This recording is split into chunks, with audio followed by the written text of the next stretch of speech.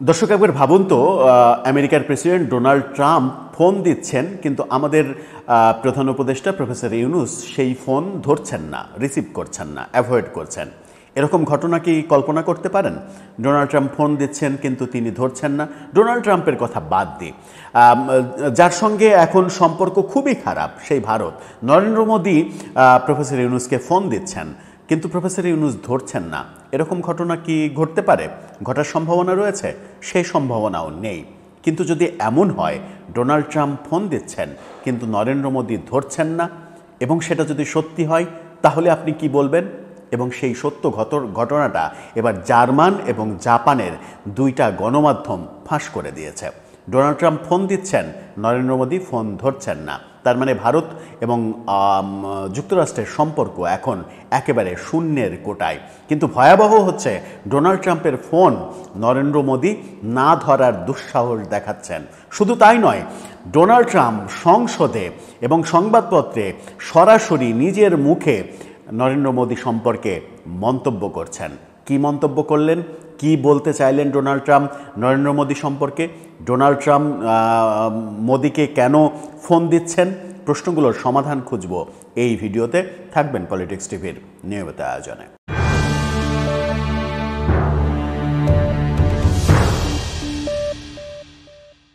দর্শক, বলছিলাম Donald Trump phone দিচ্ছেন, মোদী ধরছেন না। এই তথ্য নিশ্চিত করেছে জার্মান এবং জাপানি দুইটা গণমাধ্যম। কি বলছে তারা? তারা বলছে প্রেসিডেন্ট ডোনাল্ড ট্রাম্প 4 বার ফোন করেছিলেন গত কিছুদিনে ভারতের প্রধানমন্ত্রী নরেন্দ্র মোদীকে। 4 বার ফোন দিয়েছেন, কিন্তু নরেন্দ্র মোদী একবারও ফোন ধরেননি। জার্মানির সংবাদপত্র, একটি সংবাদপত্র সম্প্রতি এই প্রতিবেদন দিয়েছে। একই দাবি করেছে জাপানের আরেকটি সংবাদপত্র। তারা বলছে প্রধানমন্ত্রী মোদী মার্কিন প্রেসিডেন্টকে এড়িয়ে চলছেন, এতে প্রেসিডেন্ট ট্রাম্পের হতাশা খুবই বেড়ে গেছে। দুই দেশের দুই সংবাদপত্রের এই দাবি কতটা সত্য তা ভারতের পররাষ্ট্র মন্ত্রণালয়ের কাছে গতকালকে জানতে চাওয়া হয়েছিল। ভারতীয় গণমাধ্যমের সেই প্রশ্নের কোনো উত্তর পররাষ্ট্র মন্ত্রণালয় দেয়নি। প্রশ্নের উত্তর দেয়নি, চুপ থেকেছে। তার মানে নীরবতায় সম্মতির লক্ষণ। মোদী এই কাণ্ড ঘটিয়েছেন। এই কাণ্ড ঘটানোর ফলে কি কি হতে পারে? একটু কাণ্ডটা কি ঘটলো, কারা এই খবরটা ফাঁস করে দিল, সেগুলো একটু পরিষ্কার হয়নি। জার্মানির সংবাদপত্রের নাম ফ্রাঙ্কফুর্টার আলজেমেইন জেইটুঙ্গ, সংক্ষেপে ফাজ। তারা জানিয়েছে শুল্ক যুদ্ধের আবহে মোদীর সঙ্গে কথা বলতে চেয়েছিলেন ট্রাম্প। গত কয়েক সপ্তাহের মধ্যে তিনি 4 বার ফোন করেছিলেন, কিন্তু মোদী একবারও ফোন ধরেননি। সংবাদপত্রটি এই কথা লিখেছে যে মোদীর এই মনোভাব শুধু তার ক্রোধের গভীরতাই নয়, তিনি কতটা সতর্ক পদক্ষেপ নিচ্ছেন তাও বোঝাচ্ছে। এদিকে ফাজ লিখছে ভারতের কৃষি ও ডেইরি বাজার উন্মুক্ত করার জন্য ট্রাম্প প্রশাসন প্রবল চাপ দিচ্ছে। ফোন না ধরে মোদী তা প্রতিহত করতে চেয়েছেন। পাশাপাশি তিনি এটাও বোঝাতে চেয়েছেন রাশিয়া থেকে তেল কেনা বন্ধ করতে ভারত রাজি নয়। একই ধরনের খবর ছাপিয়েছে জাপানি সংবাদপত্র নিক্কেই এশিয়া। তারা বলছে ফোন না ধরে মোদী বুঝিয়েছেন তিনি ট্রাম্পকে এড়িয়ে যেতে চাইছেন। এই আচরণ ট্রাম্পের হতাশা বহু গুণ বাড়িয়ে দিয়েছে। এদিকে ফাজের একটি কপি শেয়ার করে বার্লিনের গ্লোবাল পাবলিক পলিসি ইনস্টিটিউটের সহ প্রতিষ্ঠাতা ও পরিচালক থরস্টেন ব্যানার এক্স হ্যান্ডেলে লিখেছেন, ফাজের দাবি অনুযায়ী ট্রাম্প সাম্প্রতিক সময়ে মোদীর সঙ্গে কথা বলতে 4 বার ফোন করেছিলেন, কিন্তু মোদী ফোন প্রত্যাখ্যান করেছেন। এগুলোই প্রমাণ দেয় যে ঘটনাটা ঘটেছে। কিন্তু ঘটনাটা যখন ঘটলো তখন ট্রাম্প কি করছেন একটু চলুন সেটা বুঝে নেওয়া যাক। ট্রাম্প মন্তব্য করছেন সেটা সংসদে এবং সংবাদপত্রের কাছে যে মোদী অত্যন্ত ভয়ঙ্কর ব্যক্তি, ক্ষোভ প্রকাশ করেছেন। কি বলছেন তিনি?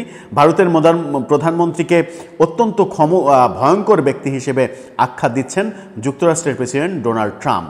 একই সঙ্গে তিনি দাবি করেছেন গত মে মাসে জম্মু কাশ্মীরের পেহেলগামের হামলাকে কেন্দ্র করে ভারত পাকিস্তানের যে সংঘাত শুরু হয়েছিল তা শুধু একটি তার ফোন কলের মাধ্যমেই থেমেছিল। যুক্তরাষ্ট্রের মন্ত্রিসভার বৈঠকে সাংবাদিকদের সঙ্গে কথা বলার সময় ট্রাম্প এই কথা জানিয়েছেন। ভারত পাকিস্তানের সংঘাত শুরু হলে আমি মোদিকে ফোন করি, তাকে জিজ্ঞেস করি পাকিস্তানের সঙ্গে কি চলছে। আমি তাকে একজন অত্যন্ত ভয়ঙ্কর মানুষ মনে করি। ফোন কলে তার রাগ ও ঘৃণা স্পষ্ট বোঝা যাচ্ছিল। দুই দেশের মধ্যে এই বৈরিতা অবশ্য বহু পুরনো, শত শত বছরের শত্রুতার মতো। ট্রাম্প আরও বলেছেন, সেই ফোন কলে তিনি মোদিকে সতর্ক করেছিলেন, আমি বলেছিলাম আমি আপনাদের সঙ্গে কোনো বাণিজ্য চুক্তি করতে চাই না। আমি যদি সংঘাত পরমাণু যুদ্ধ পর্যন্ত গড়াই তাহলে সেটাই আপনাদের পরিণতি হবে। আমি আরও বলেছিলাম আগামীকাল যদি ফোন না করেন এবং সংঘাত না থামান তাহলে শুধু বাণিজ্য চুক্তিই বাতিল করব না, এমন শুল্ক আরোপ করব যাতে আপনাদের মাথা ঘুরে যাবে।